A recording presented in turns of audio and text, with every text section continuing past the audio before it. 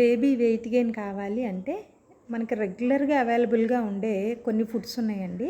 వాటిని పెడితే baby weight gain అవ్వడానికి హెల్ప్ అవుతుంది. వాటిలో ఫస్ట్ వన్ వచ్చేటప్పటికి పెరుగండి. పెరుగు మీరు ప్రతిరోజు పెట్టవచ్చు. దాంతోపాటుగా క్రీమీ మిల్క్ అంటే దానిపైన మీగడ తీసివేయకముందే ఆ మీగడతో పాటుగా బేబీకి ఇచ్చే పాల వల్ల బేబీ వెయిట్ గెయిన్ అనేది అవుతుంది. దీంతో పాటుగా నెయ్యి అండి.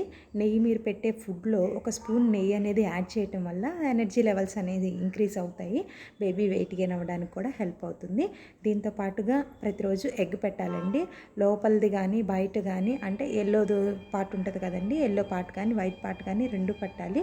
ఇలా పెట్టడం వల్ల బేబీకి మంచిగా ప్రోటీన్ అనేది అంది వెయిట్ గెయిన్ అవ్వడానికి హెల్ప్ అవుతుంది. దీంతో పాటుగా చిలకడ దుంప, బంగాళదుంప ఇలాంటివి కూడా పెట్టొచ్చండి. వీటితో పాటుగా నాన్ వెజ్ కూడా పెట్టవచ్చు. అంటే చికెన్ కానీ మటన్ కానీ ఫిష్ కానీ ఇలాంటివి పెట్టవచ్చు. ఇలాంటివి పెట్టడం వల్ల బేబీ వెయిట్ గెయిన్ అవ్వడానికి హెల్ప్ అవుతుంది.